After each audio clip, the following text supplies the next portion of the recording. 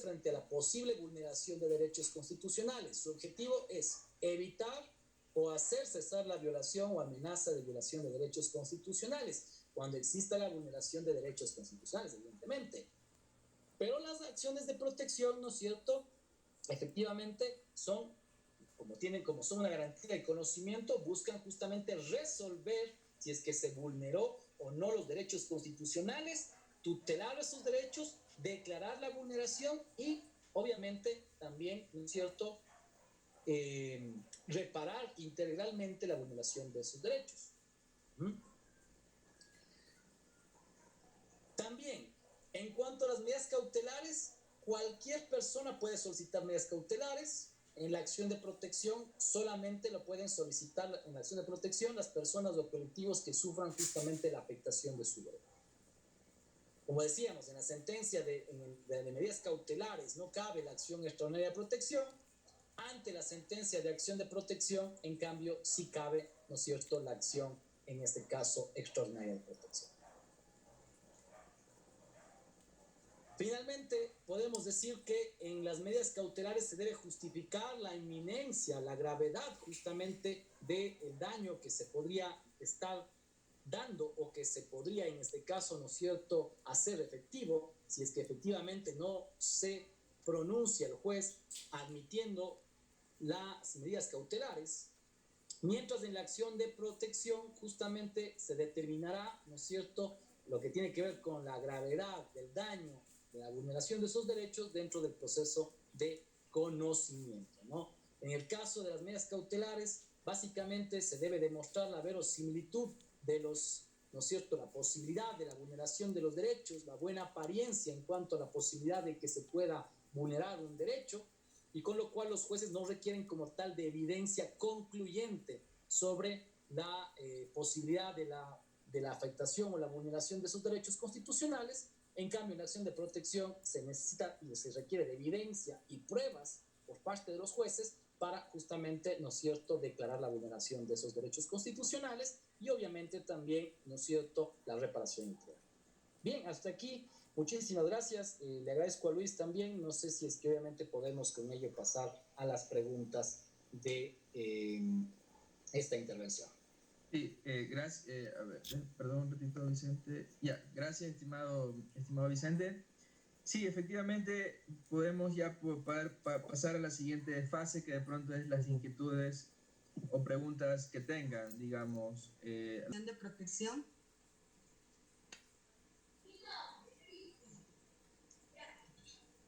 Bien, no sé si es que recogemos las preguntas o no sé, ¿cómo sería? O vamos respondiendo una por una, como quieran, como quiera Luis. Sí, lo que pasa es que Vicente, a ver, veamos si nos ha hecho más preguntas, porque hasta el pronto era la única que ha hecho la pregunta, pero veo que dice, hay otra pregunta de Jorge León. ¿Qué le parece si Jorge, te leo la pregunta de Jorge León y también si tú gustas respondemos las dos? Y luego si nos hace más preguntas seguimos sucesivamente. Cierto decir, mire, este tema que usted me está planteando, esta acción, ¿no es cierto?, es de mera legalidad. O en este caso, ¿no es cierto?, usted sí tiene la vía administrativa. Pero hay que recordarle a los jueces, y la Corte ya ha sido clara en eso, y en la misma sentencia que le citaba, justamente, ¿no es cierto?, le decía, el tema es que hay una obligación en cuanto a que el juez debe motivar si efectivamente, ¿no es cierto?, no hay esa vulneración de derechos constitucionales, una real vulneración de derechos constitucionales, primero, y segundo, obviamente, que le indique a usted, obviamente, las vías, entonces, idóneas, justamente, eficaces, ¿no es cierto?, que puedan, básicamente, a los que pueda usted acudir efectivamente, y no solamente diga, es una cuestión que puede ir por la vía administrativa, que es lo que muchas de las veces han estado haciendo juezas y jueces. Está diciendo, no, en este caso hay una vía idónea y eficaz por la vía administrativa, por la vía contenciosa administrativa. Y en realidad el problema es que no es así. Yo lo que señala es que la Corte, ¿no es cierto?, obliga a que el juez debe motivar.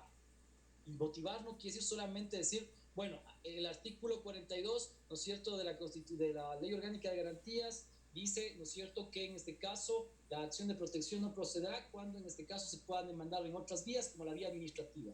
No. tiene que decir efectivamente, mire, esto no es una cuestión de vulneración de derechos constitucionales por estas razones jurídicas. Y efectivamente tiene otra vía, todavía tiene una vía, y obviamente esa vía es idónea y eficaz.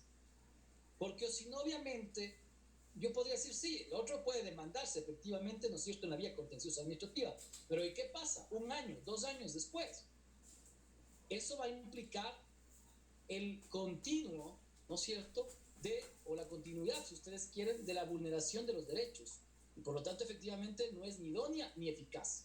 Y efectivamente, si no cumple con esos requisitos, pues efectivamente, ¿no es cierto?, debería, ¿no es cierto?, establecerse que la acción de protección es justamente la vía adecuada para zanjar ese tipo de discusiones. Lamentablemente, digo, también pasa por justamente la debilidad en cuanto a la cultura jurídica de nuestros operadores judiciales, 1. Y 2, quizás inclusive yo digo el desconocimiento a veces, ¿no es cierto?, de este tipo de normas y este tipo de reglas, además, que deben ser cumplidas porque son algunas de ellas partes de precedentes jurisprudenciales obligatorios, que en cierto sentido, digamos, se podrían decir como vinculantes, al menos, u obligatorios. Bueno, eso sería otra discusión que tendríamos que hacerla, pero bueno, es otra discusión. Eso es lo que ha dicho la Corte y efectivamente, ¿no es cierto?, la palabra, obviamente, de la Corte en cuanto a estos temas, pues efectivamente también tienen que tener un nivel de cumplimiento, ¿no? Lo segundo, me decía algo sobre políticas públicas. Hay varios casos, ¿no? Yo creo que hay que estar claros, ¿no? La procedencia y legitimación pasiva de la acción de protección se establece en el artículo 41 de la Ley Orgánica de Garantías Jurisdiccionales y Control Constitucional, donde se señala básicamente que la acción, ¿no es cierto?, procederá en contra de todo acto u omisión de una autoridad pública no judicial que viole o en este caso haya violado o menoscabado el ejercicio de derechos. Pero también dice 2, contra toda política pública, nacional o local que conlleve la privación del goce o ejercicio de los derechos. Obviamente, aquí hay que estar un poco claro. Con respecto a las políticas públicas, yo creo que es necesario estar claro que en ciertas ocasiones, ¿no es cierto?, estas están justamente direccionadas como que sobre todo al control y la sanción, ¿no? Obviamente, esto implica el deber general del Estado, ¿no? El mismo que justamente puede buscar desarrollar, no sé, un plan, se suele el cumplimiento de obligaciones, de derechos con políticas públicas, ¿no? Y obviamente eso implica, ¿no es cierto?, que estas políticas públicas además tienen ciertas características, políticas públicas que obviamente tienen que garantizarse según lo que dice inclusive las propias garantías de políticas públicas y de participación, ¿no es cierto?, inclusión, participación, rendición de cuentas, ¿no?, igualdad, ¿no? Pues efectivamente es posible, obviamente, demandar, ¿no es cierto?, efectivamente, y procede justamente, ¿no es cierto?, también contra políticas públicas. Hay varios casos, yo creo que habría que tal vez revisar ahí sí un poquito más sobre cuáles son algunos casos en los que se han demandado justamente contra ello. Ahí sí podríamos dejarlo como una cuestión pendiente a que, como alguien lo había leído aquí, las sentencias. Yo podría con Luis tranquilamente sistematizar algunas sentencias, los números de sentencias, y les envío con todo gusto a Luis y él podría enviarles mañana para que puedan revisar algunos casos también y obviamente las sentencias que yo les he expuesto que conllevan justamente, ¿no es cierto?, cómo se determina la naturaleza jurídica de la acción de protección y las medidas cautelares. Me decía alguien más, me decía el doctor, puedo demandar el tema de la veracidad. Un poco ahí no, tal vez, si podría especificarme un poquito más, tal vez el tema de, porque no estoy muy claro en qué es lo que se quiere demandar exactamente, me queda un poco la duda, después me quedó justamente un poco rondando la idea de qué es exactamente lo que estaría demandando y qué derecho constitucional se estaría vulnerando. El derecho, doctor Vicente, el derecho a la información, que es un derecho natural. O sea, nosotros aquí por la pandemia no tenemos una información veraz sobre la cantidad de contagiados, la cantidad de fallecidos, y los datos distan mucho de lo que dicen de fallecidos, lo que están registrados en el registro civil, perdona la redundancia, en el registro civil, a los que plantea el gobierno como tales, como posibles y como casos veraces de COVID. Ya. No sé, yo pensaría que lo más habitual en este caso sería para mí, obviamente lo digo así sinceramente, que me parecería que sería más bien una acción en este caso de acceso a la información pública, en el caso, por ejemplo, de que no hay, obviamente, ¿no es cierto?, información, en este caso, en cuanto justamente a los datos que usted me está diciendo.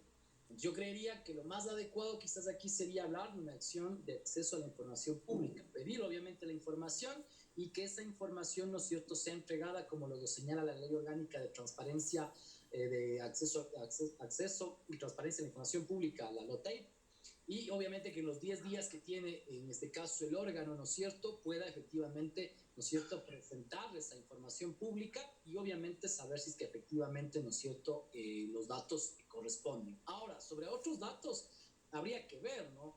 Porque si son datos personales, ¿no es cierto?, personalísimos, obviamente ahí estamos hablando de que solamente lo puede hacer el solicitante, en este caso, que me parecería, sería en cambio por una vía de una acción de Arias Data que busca justamente corregir lo que tiene que ver con datos que pueden estar, ¿no es cierto?, en bancos de datos u otros, ¿no? Gracias, doctor. Le tengo más clara ya la situación de la acción a seguir, pero pensaba tal vez para evitar esa falsa información, presentar unas medidas cautelares, ya sea autónomas. Ahora, la cuestión sería efectivamente, yo diría, bueno, uno diría, ¿cuál es el derecho que se está afectando, ¿no? Y si obviamente ese derecho tiene que ver con la afección directa, ¿no? Ahí dependería un poco, porque si usted me dice que a usted le están afectando el derecho a la información que está en el artículo 18 de la Constitución, efectivamente uno tendría que ahí sí, obviamente, presentar las pruebas que indican justamente la vulneración. Y eso implicaría, obviamente, tener la información pública que quizás no tiene usted en este momento. No está Entonces, porque ahí le va a decir, obviamente, el juez, oiga, bueno, ¿cuáles son las pruebas de que garantizan que efectivamente usted le vulneraron su derecho a la información? Y si obviamente no hay esa información, pues en efecto no sé cómo podría yo, en este caso, ya presentar la demanda con la evidencia que necesito y que requiero. En cambio, las medidas cautelares autónomas, quizás, obviamente habría que ver, quizás podrían obviamente plantearse, sería que en el fondo, si es que implica, no sé, la actuación, por ejemplo, o el acto que implicaría la vulneración de un derecho constitucional. Ahora, no sé, específicamente pensaría cuáles serían las medidas cautelares que usted pediría justamente para que no se vulnere el derecho a la información. Habría que también un poco ver quizás si son pertinentes en ese sentido y cuáles serían, me parece. Pero ahí tal vez habría más posibilidades, me parecería. Gracias, doctor Vicente. Siempre un gusto estar en sus charlas y aprender cada día más. Muchas gracias, doctor. Bien, no sé si hay otras preguntas, estimado Luis. Sí, hay algunas preguntas por escrito que en función del tiempo, ¿qué te parece si seleccionamos, o sea, escogemos las últimas que nos han escrito por chat y sobre esta base ya luego de la resolución correspondiente cerramos sesión? ¿Qué te parece, estimado Vicente? Listo, no hay problema. Ya, a ver, mira, a ver, por escrito, no, bueno, son algunas, ¿no? Pero te voy a decir la que... Cintia Zarango nos dice, ¿cómo podemos proteger el derecho de agua potable en las empresas de agua potable y alcantarillado? ¿Ya? Entonces, esa es una pregunta, Cintia. Voy a seguir con otra, ¿ya? Sí, sí, Carlos Quispi nos pregunta, nos dice, estimado Vicente, ¿cuál es tu opinión sobre la presentación de una acción de protección para evitar los despidos en empresas que están aplicando el caso fortuito o fuerza mayor, contemplado en el Código del Trabajo? Adicionalmente, bueno, todo es coyuntural, ¿no? Carla Llanes también nos pregunta, ¿se podría aplicar la acción de protección para el recorte presupuestario con relación a las universidades? Y, a ver. Si me repites eso, tal vez no escuché muy bien, Luis, sí, por favor. Dice Carla Llanes, ¿se podría aplicar la acción de protección para el recorte presupuestario con relación a las universidades? Ya. Y pues, bueno, hay unas 2, 3 más. No sé si cerramos en esa o esperamos las 3 más. ¿O contestas eso? Como digas, yo todavía tengo unos tiempitos más, no sé si es que la alcanzo, obviamente, porque creo que hasta las 8:30, ¿no? Sí, en todo caso, ¿qué te parece esas tres? Esas Sí, tres sí. y luego continuamos Voy a otras. contestar las tres, rapidísimo. Ya. Mira, bueno, sobre el tema me decía si es que es posible, en este caso, ¿no es cierto?, presentar una acción en contra de, me decía, algún tipo de El empresa agua sí, potable. el agua potable. Sí, sí, me decía algo así, sí, Lo- sí. lo- sí, los despidos intempestivos por el Código del Trabajo y el tema del recorte presupuestario a las universidades. Algo muy coyuntural ahorita todo eso. Ya, listo. Mira, en el caso que ocupa, obviamente, o que me ocupa, más bien, verás, yo creería, efectivamente, que dependiendo, ¿no es cierto? Si es obviamente un acto, ¿no es cierto?, de una autoridad pública, obviamente, que no sea judicial, uno diría que es la regla general bajo la cual uno podría demandar. Y efectivamente, si hay alguna vulneración específicamente del derecho al agua, ¿no es cierto?, que en este caso implique la vulneración de la constitucionalidad del derecho, me parece que es procedente. Me parece que es procedente. Me parece que es procedente. Si es que no es así y eso puede resolverse en las vías administrativas o en la vía, en este caso, u otra vía, digamos así, pues efectivamente yo creo que obviamente ahí sí, ¿no es cierto?, estaríamos frente a una posibilidad de que no se dé la procedencia de esa garantía. Pero solamente hay que hacer una cuestión importante que quizás está lamentablemente del tiempo, ¿no? Pero también justamente la Corte ha planteado que dentro justamente de las causales para la inadmisión y la improcedencia, en cuanto a la improcedencia, justamente también debe ser resuelta ya dentro del proceso.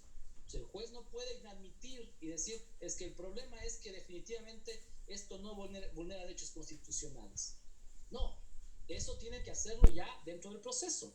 Se puede admitir esa acción de protección y luego obviamente el juez puede decir efectivamente, aunque obviamente parecía que había una vulneración de un derecho constitucional, a la luz de los hechos, ¿no es cierto?, hemos visto que no, y por lo tanto efectivamente es improcedente. Pero siempre el juez tiene que, en este caso, sustentar que no hay esa vulneración dentro ya del proceso de conocimiento y obviamente debe justamente justificarlo en la sentencia. ¿Sí? No puede en este caso, ¿no es cierto?, hacerlo en la fase de admisión, que eso es un error también, ¿no? Sobre el tema del recorte, miren, esta es una cuestión un poco más compleja, ¿no? Pero yo creería que en el caso del recorte de las universidades hay varias opciones. Primero, efectivamente, me parece que se puede hablar de medidas cautelares, sí, me parecería.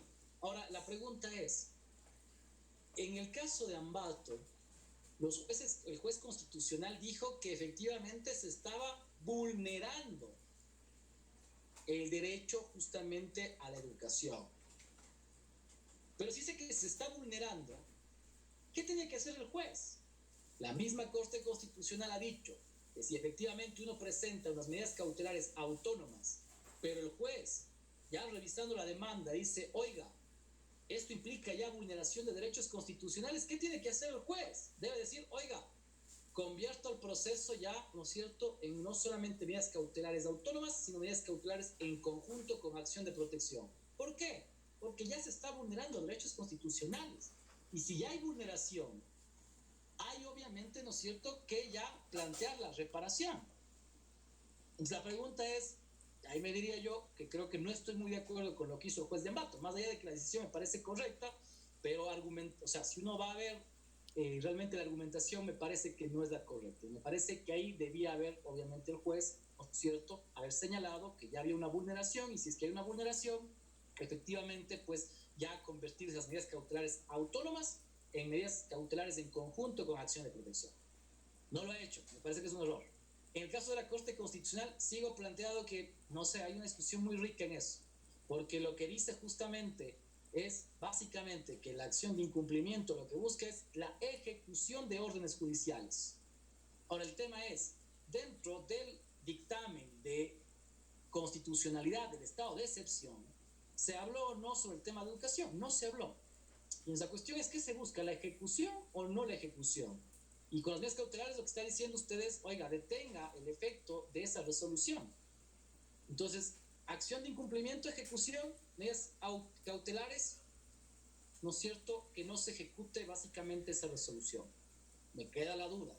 ¿Qué podríamos hacer? Me parece que la acción por incumplimiento hubiera sido mejor, porque efectivamente se está incumpliendo normas que están dentro del ordenamiento jurídico.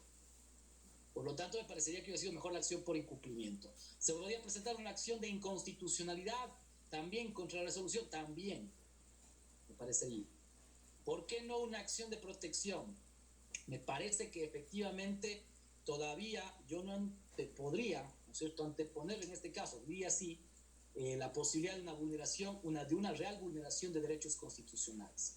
Yo le preguntaría a usted, ¿cuál es la persona que está afectada? Usted me dice, soy yo como estudiante, pero tengo que obviamente garantizar la evidencia y la prueba para decir cuál es la afección. Usted no puede ir solamente con la posibilidad de que me van a vulnerar, sino que ahí sí tiene usted que evidenciar que le han vulnerado. Y por ello también en el caso de lo que me señala la pregunta también de Carlos, no me parecería que sería admitible una acción de protección en ese sentido. No, porque me parece que efectivamente hay las vías, en este caso, judiciales ordinarias. Ahora, que obviamente eso, obviamente en esta materia, en este momento, quizás efectivamente es más compleja la situación y ha habido resoluciones totalmente desacertadas de órganos como el Consejo de la Judicatura, que por poco restringían las garantías. Eso era una total obviamente, desatino, ¿no? Y no sé si con eso vamos a las últimas preguntas, no, Luis. Sí, claro, Vicente. Vamos a las últimas preguntas. Bueno, hay una pregunta que nos hace... perdón.